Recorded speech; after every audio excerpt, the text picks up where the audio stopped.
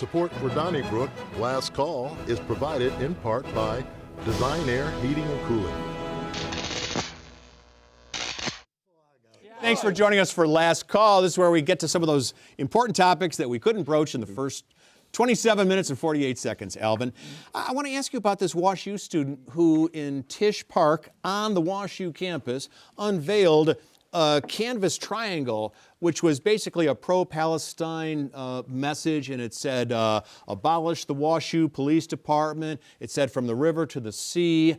And as opposed to ignoring it or allowing this speech, the university said, hey, Max Schreiber, take this across the street to public property. We don't want it on our campus.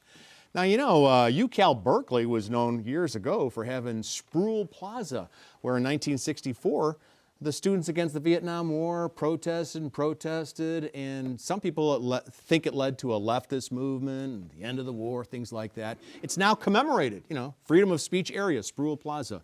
Should WashU get rid of canvas artwork that's somewhat political? Well, I would say no, okay? But like I say, I went to a public university, and I could stand there and say, regardless of what that state's, you know, legislature might think, it's a public university, and I have a little bit more space and grace for that type of, you know, display or demonstration.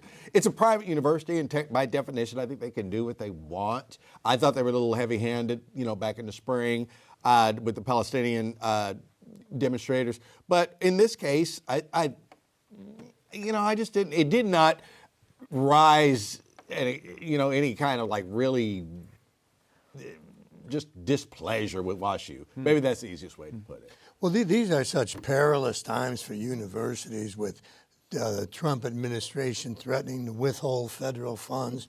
And it really takes a little more gumption than WashU seems to have to say we're going to take a chance. But it isn't just WashU. Like, I look at all the law firms that Trump is after, and I would think that all the other firms everywhere, like the firms here in St. Louis, would say we're going to file a friend of the court against the Trump administration.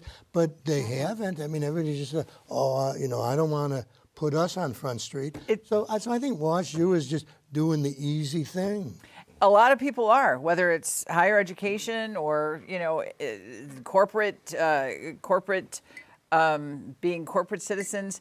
It's kind of a chilling thing to see. But when you have a piece of art that uses the verbiage, you know, from the river to the sea, I bow to the NAACP when it comes to what is offensive to their membership, and I bow to the ADL when it comes to what is offensive to theirs. And they believe that is absolutely anti-Semitic. And so if I'm Washington University, take it across the street, take it across Skinker. But as I'm saying, like, it's not necessarily just that. It would be anything that you might say, like, okay, that's a little bit, we're not doing that on the campus, okay, whatever the cause is. I always try to take whatever the cause is and just look at it just in general. In general, you're a private school, you can act private. But it's a switch, because I remember, 15, 20 years ago, the students were protesting that the groundskeepers and others at WashU weren't making enough money. And so for several days, they took over one of the administration buildings on the Brookings Quadrangle. And I thought, I'm surprised they don't kick them out. You know, they're trespassing. But a different chancellor, different rules. He let them hang out for, 48 or 72 hours, something like that. It just, there was a time. I don't think that they were afraid that if they kick them out, if the administration of Washington is going to take their funding away. Right. I mean, people are really afraid of Washington right now. That's right. And just yesterday, Northwestern University lost like $400 million in federal funding. And you know what? But that's what I'm saying. Take it. You know, like I said, I want schools to stand up and say, just take the money, okay? We're not bowing to the pressure. Washington University gets so much money from NIH and all that. I understand it. But at the same time, never mind some kid with art on the campus. Yeah. You want to do something, say, like, take it. You know what? Take the money, because we're going to do what we want to do. You are not going to tell us how to run an Institute of Higher Learning. And until colleges decide they want to do that, then they're going to run scared. And you would think that all the other colleges would join with them instead of what they're doing. Like, I hope they don't come for me next. That's right. It's really been a Trying to stay off the thing. radar. Yeah. Wendy, across the street from WashU, down Forest Park, Lindell Boulevard, is the History Museum. And it was announced this week that the History Museum is going to lose $250,000 federal dollars, which were used, I think, to digitize artifacts and prints, that sort of thing, so that people forever will be able to see some of these items from St. Louis. The museum does have a $33 million budget, so $250,000 is not that much. I'm also wondering if the federal government really has a role in helping a local history museum digitize its collection. They were very, they didn't seem to be alarmed. They weren't ringing any, warning bells or whatever. They said, we're going to be fine. They would prefer, I'm sure, not to have to find the money for this type of preservation. But I did appreciate that, because they could have made a really big deal out of it, but they didn't. And I think they have enough. I think they certainly have enough supporters to bridge that gap. It's for greater minds and mathematicians than mine to come up with the amount of money. But I have no problem at all with the federal government helping digitize museums' archival materials. Oh, that's where the Or digitized, $250,000 went to. Right. So now the $250,000 will come, I guess, from someplace else in the budget. So now let's watch where the $250,000 is not spent instead of the digital service or whatever. That's what you have to watch for, because that let's see who takes the hit for this. Yeah, and now that they don't have the It 200. usually comes out of the boss's pocket. Yeah, And this is a budget problem. I mean, if the federal government says, hey, we're going to tighten ourselves a little bit and not help, that's okay. That's not academic freedom. Yeah. Like they're doing at Right. WashU or going after law firms or anything. I think the bigger problem is, they said they were going to award all these different grants, and people made plans based on those grants, and now they're just cutting it off willy-nilly. In some cases, they're pausing them,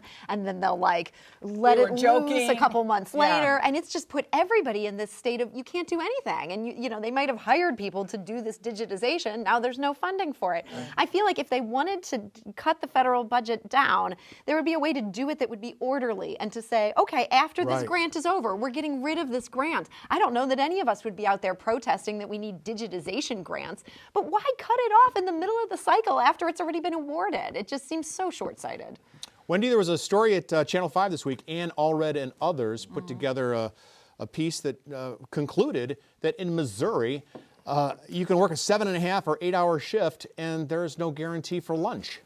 I know. We work for a half hour, and we have a guarantee. It's built in that we always get a birthday cake break, right? Every other week. It does feel like it was kind of it was a little kicker story, but it's just kind of interesting because in Illinois, they do have a break. Right. In Missouri, we don't.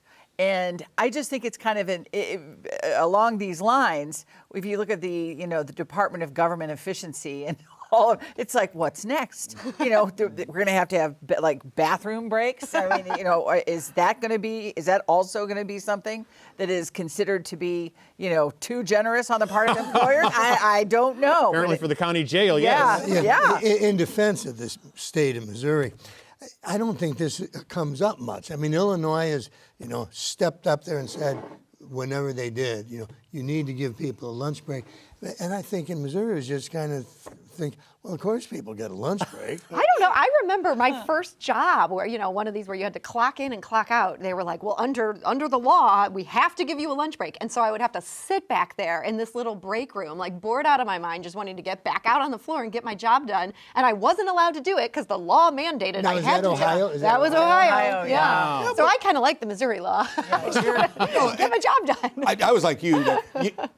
I took for granted, like, so what? It's not mandatory to get a lunch break, but at the same time, they had a raging debate over the last 5 years as to whether or not, you could be 13 years old and get married in Missouri. So why am I shocked that it's not law? Well, that's all the time we have for this segment because we're off to have some cake. It's part of our lunch break. Cake by the Thanks ocean. so much. We'll see you next week.